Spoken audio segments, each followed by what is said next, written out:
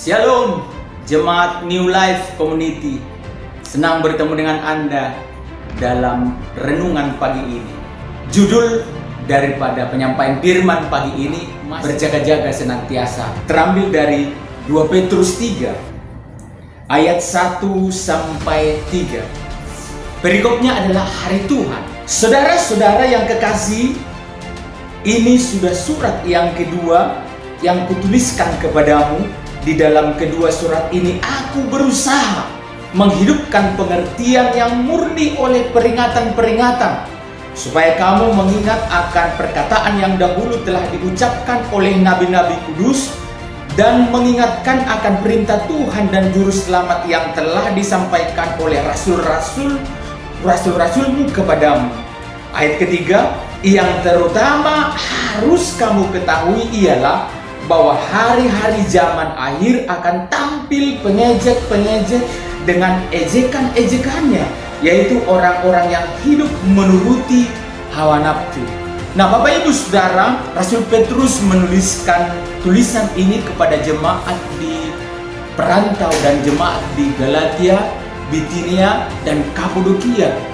Dari semua peristiwa-peristiwa yang terjadi yang dapat kita lihat atau kita teliti di akhir zaman ini, bahwa semua menggiring kita untuk mempersiapkan diri menyambut hari kedatangan Tuhan. Itu sebabnya hari-hari hidup yang kita jalani, hari-hari sisa dalam kehidupan yang kita jalani yang tidak akan kembali, benar-benar itu harus kita maknai dengan wujud memiliki satu peragaan kehidupan Kristus yang bernilai dalam kehidupan kita. Nah, dalam perikop ini Bapak Ibu Saudara, Paulus mencoba menghidupkan peringatan-peringatan yang murni. Apakah peringatan-peringatan yang murni yang dikategorikan Rasul Petrus di buku ini dan tulisannya ini adalah bahwa hal kedatangan Tuhan ini merupakan sesuatu yang pasti. Nah, kita tahu Bapak Ibu Saudara, dalam panggilan Tuhan, kalau kita belum ada di masa ini, mungkin kita akan dipanggil Tuhan, maka kita yang pertama sekali bertemu dengan Tuhan.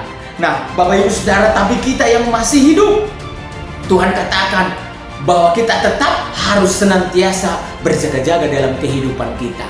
Nah, yang pertama Paulus tuliskan untuk menghidupkan peringatan-peringatan ini menjadi semakin nyata, di mana pada buku 2 Timotius 3 ayat 1 sampai 5 itu tertulis bagaimana kondisi atau keadaan manusia di akhir zaman. Nah, kalau kita lihat rangkaian daripada ayat itu, ayat 1 sampai 5, ada kategori-kategori orang-orang yang diindikasikan, orang-orang yang berkeadaan seperti tuliskan dalam 2 Timotius 3 ayat 1 sampai 5 itu. Tapi di ayat 5-nya ada peringatan yang sangat penting bagi kita, bahwa mereka melakukan peribadatan tapi tidak memiliki kandungan makna atau dampak daripada peribadatan itu. Bapak Ibu Saudara, saat ini kita lihat bagaimana pembatasan-pembatasan terjadi baik dalam peribadatan di gereja. Tentunya ibadah semakin dipersempit, waktunya hanya 1 jam. Terlebih lagi Bapak Ibu Saudara, pembatasan bagaimana orang-orang yang beribadah dalam pelayanan gereja yang dilakukan secara online, supaya mengibadahkan jemaat di rumah. Indikatornya adalah apakah jemaat saat ini dalam pasca pandemi ini memiliki peningkatan secara rohani, atau jangan-jangan terus terang kepada saudara, sedangkan kita biasa dalam beribadah secara datang beribadah sebelum pandemi ini, belum tentu kita dapat bertumbuh. Apalagi sekarang kita lihat pembatasan ini yang begitu rupa. Apakah rohani daripada jemaat bertumbuh? Jangan-jangan kita sedang terseret di bawah oleh arus dunia ini. Jangan-jangan kerohanian jemaat sedang mengalami stagnasi. Jangan-jangan kerohanian jemaat sedang terseret atau tergerus kepada bagaimana hidup wajar yang ditawarkan oleh dunia ini. Nah, ini yang menjadi perhatian saya. Itu sebabnya Bapak Ibu Saudara, tetap kita harus memperhatikan cara kita hidup, atau bagaimana kita hidup melakonkan atau memperagakan kehidupan Kristus di dalam kehidupan kita. Jadi yang pertama, peringatan Paulus kepada kita supaya kita berjaga-jaga, artinya kita memiliki daya juang dalam kehidupan ini untuk mempertahankan kesetiaan kita dalam mengiring Kristus dengan pertumbuhan yang benar di dalam Kristus. Di ayat 3 dikatakan, yang terutama harus kamu ketahui ialah bahwa pada hari-hari zaman akhir akan tampil pengejek-pengejek dengan ejekan-ejekannya. Bapak Ibu Saudara, saya terus terang kepada saudara bahwa zaman ini, saat ini dan pasca pandemi ini, Tuhan sedang memisahkan orang-orang yang beribadah dengan sungguh-sungguh kepadanya dengan orang yang tidak beribadah.